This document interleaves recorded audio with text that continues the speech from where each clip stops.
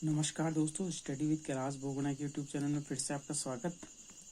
आज हम पढ़ने जा रहे हैं ब्राह्मण साम्राज्य। मतलब मौर्य वंश के बाद जो वंश आया वो आया शुंग वंश। शुंग क्या थे? ब्राह्मण थे। तो पुष्य में शुंग ने, जिसने मगध पर शुंग वंश की नींव डाली, ब्राह्मण जाति का था। Very important. शुंग जाति ने अपनी राजधानी कहाँ बनाई? तो विदिशा बनाई। इंडो यूनानी शासक मिनांडर ने को पुष्य में शुंग ने पराजित किया। Very important. मतलब यूनान के किस शासक को पुष्य में शुंग ने पराजित किया? तो आपका मिनांडर। पुष्य में शुंग ने 2 बार अश्वमेध यज्ञ किया। इनके लिए पतंजलि ने अश्वमेध यज्ञ करवाया। किस शुंग शासक ने अश्वमेध यज्ञ करवाया? 2 बार करवाया पुष्य में शुंग ने। इनके पुरोहित का नाम कौन था? पतंजलि था। ठीक है, ये भी प्रश्न बनाया कि पतंजलि किसका पुरोहित था? तो पुष्य में शुंग का। बरहुत स्तूप का निर्माण किसने करवाया? पुष्य में शुंग ने। पुष्य में शुंग कौन था? शुंग वंश का पहला शासक था। शुंग वंश का अंतिम शासक कौन था? देवभूति था। इसकी हत्या के 73 वर्ष में किसने की? तो उसके मंत्री वसुदेव ने कर दी। और मगध में कर्ण वंश की स्थापना की। मतलब शुंग वंश के बाद किस वंश की स्थापना हुई? तो कर्ण वंश की स्थापना हुई। वेरी इंपॉर्टेंट आ सकता है। कर्ण वंश का अंतिम शासक कौन था? सुशर्मा था। पहला शासक कौन था? वसुदेव था। शिमुक ने 60 वर्ष ईसा पूर्व सुशर्मा की हत्या करके सातवंश वंश की स्थापना की। तो पहला वंश आया शुंग वंश। मौर्य वंश के बाद पहला वंश कौन आया? शुंग। शुंग के बाद सातवाहन, नहीं, शुंग के बाद आए कर्ण। कर्ण के बाद कौन आए? सातवाहन। ठीक है, तीसरा वंश सातवाहन। सातवाहन वंश की स्थापना किसने की? सुशर्मा ने की। ये प्रश्न बन सकता है कि सुशर्मा किस वंश का था? तो सातवाहन वंश का था। सातवाहन, जिसको आंध्र वंश भी कहते हैं, आंध्र सातवाहन भी कहते हैं।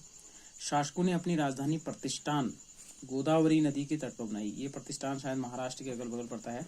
ये है प्रतिष्ठान, महाराष्ट्र के औरंगाबाद जिले में है। ठीक है, तो पहला वंश शुंग, शुंग के बाद कर्ण, कर्ण के बाद सातवाहन। सातवाहनों ने अपनी राजधानी कहाँ बनाई? प्रतिष्ठान। सातवाहन वंश के प्रमुख शासक शिमुक, दूसरा सातकर्णी, तीसरा गौतमीपुत्र सातकर्णी, चौथा वशिष्ठ पुत्र, पांचवा पुलुमावी, छठा यज्ञश्री सातकर्णी। वैसे शासक तो बहुत हुए, लेकिन जो इम्पोर्टेंट शासक है उनके बारे में। सातकर्णी ने, ये सातकर्णी, गौतमीपुत्र सातकर्णी ने 2 अश्वमेध तथा 1 राष्ट्रीय यज्ञ करवाया। ठीक है, किसने करवाया? सातकर्णी ने।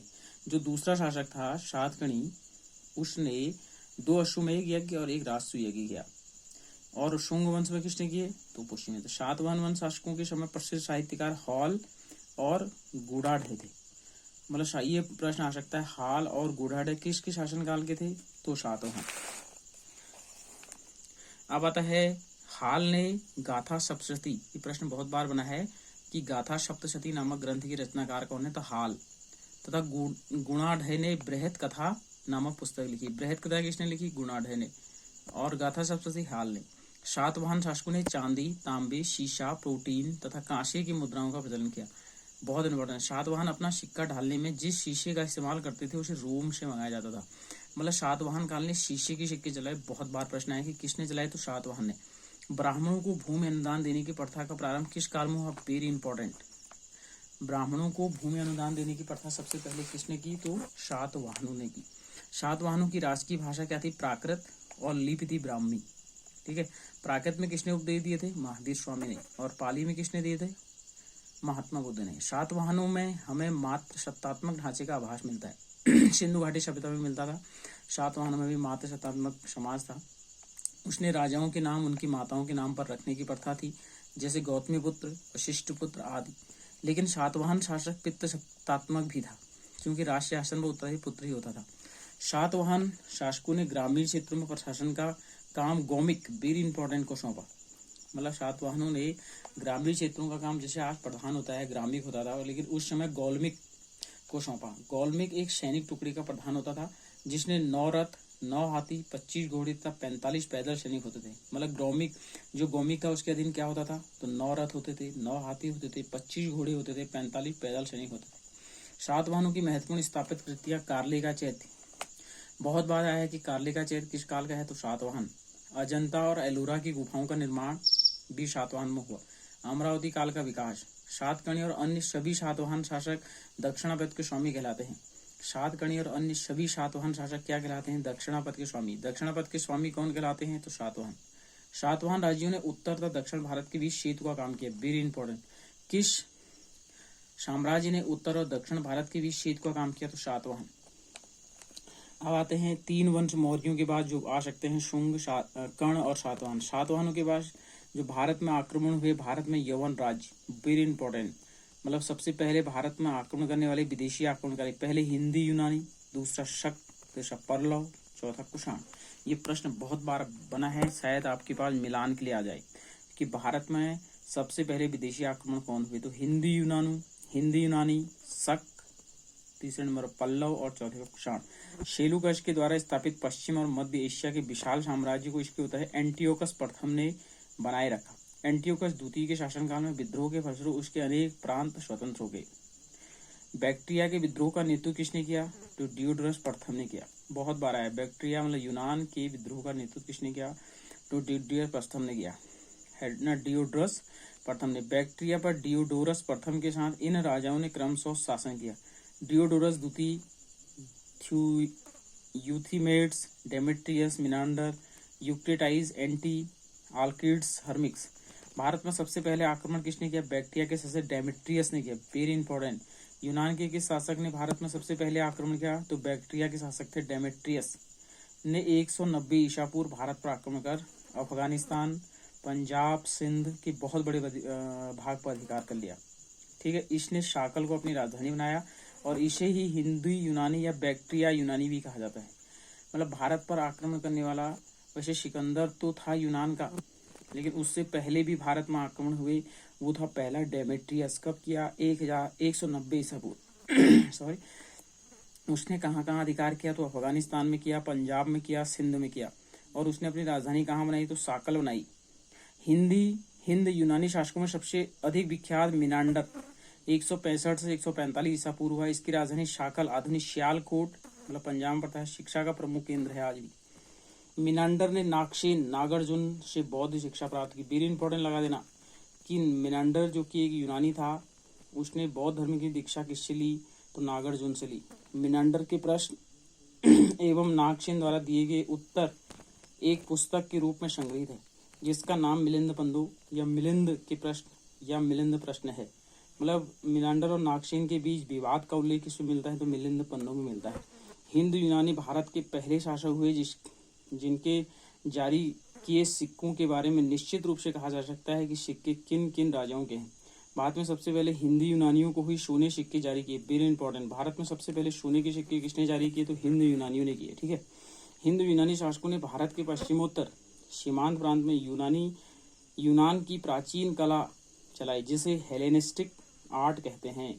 भारत में गांधार कला इसका उत्तम उदाहरण है। हेलेनिस्टिक आर्ट का उदाहरण कौन सा है, गांधार कला, वेरी इंपॉर्टेंट है। उसके बाद आता है कि यूनानियों ने पर्दे का प्रचलन आरंभ किया, वेरी इंपॉर्टेंट। जो भारत में आज भी पर्दे हैं, पर्दा प्रथा है, तो कौन लाए, यूनानी लाए। कर भारतीय नाट्य कला का विकास में योगदान दिया। ठीक है, चूंकि पर्दा यूनानियों की देन थी, इसलिए वह यवनिका के नाम से प्रसिद्ध है। प्रश्न बन सकता है कि जो पर्दा प्रथा है उसे यूनान में क्या कहा गया, तो यवनिका कहा गया। ठीक है, यूनान के बाद आए शक। यूनानियों के बाद भारत में आए शक। शकों की 5 शाखाएं थी और हर शाखा की राजधानी भारत और अफगानिस्तान में अलग अलग भागों में थी। मतलब ऐसा प्रश्न बन सकता है कि शक भारत में कितने भागों में आए, तो 5 भागों में, 5 शाखाओं में आए। पहली शाखा अफगानिस्तान, दूसरी शाखा पंजाब, राजधानी तक्षशिला, तीसरी शाखा मथुरा, चौथी शाखा पश्चिम भारत और 5वीं शाखा ने ऊपरी दक्कन पर प्रभुत्व स्थापित किया। प्रथम शक राजा कौन था, मऊ था, मऊ, वेरी इंपॉर्टेंट। प्रश्न बन सकता है कि प्रथम शक शासक का नाम बताइए, तो मऊ। शक मूलतः मध्य एशिया के निवासी थे। प्रश्न बन सकता है कि शक कहाँ के निवासी थे, तो मध्य एशिया के निवासी थे और चरागाह की खोज में भारत आए। 58 ईसा पूर्व में वे उज्जैन के एक स्थानीय राजा ने शक को पराजित करके बाहर खदेड़ दिया और विक्रमादित्य की उपाधि धारण की, वेरी इंपॉर्टेंट है। 58 ईसा पूर्व में किसने विक्रम संवत चलाया, तो विक्रमादित्य ने चलाया। शक्कू पर विजय के उपलक्ष्य में 58 ईसा पूर्व में एक नया संवत विक्रम संवत के नाम से प्रारंभ हुआ। इसी समय से विक्रमादित्य एक लोकप्रिय उपाधि बन गई, जिसकी संख्या भारत में 14 तक पहुंच गई। गुप्त सम्राट चंद्रगुप्त द्वितीय सबसे अधिक विख्यात विक्रमादित्य रहा। 14 लोगों ने विक्रमादित्य की उपाधि धारण की। ये 57 भी है और 58 भी है। 57 ईसा पूर्व भी बताया गया कहीं पर विक्रम संवत, और 58 भी, दोनों को याद रखना। शकों की अन्य शाखाओं की तुलना में पश्चिम भारत में प्रभुत्व स्थापित करने वाली शाखाओं ने सबसे लंबी अरसे तक शासन किया। मतलब 5 शाखाएं थी जिसमें 4 भारत में रहे। शकों की अन्य शाखाओं की तुलना में मतलब पश्चिम भारत में प्रभुत्व स्थापित करने वाली जो शक शासक थे उसने सबसे ज्यादा शासन किया। गुजरात में चल रहे समुद्री व्यापार ने यह शाखा काफी लाभवंत रही।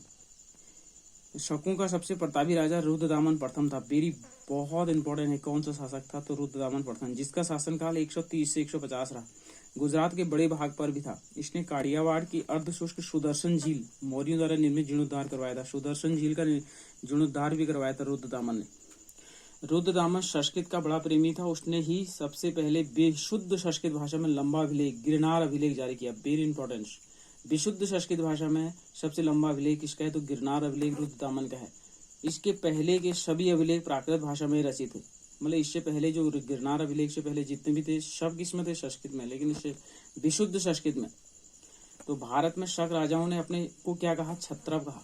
वेरी इंपॉर्टेंट, भारत में क्षत्रप किसको कहा गया? क्षत्रप तो शकों को कहा गया। तो ये हो गया अंतिम।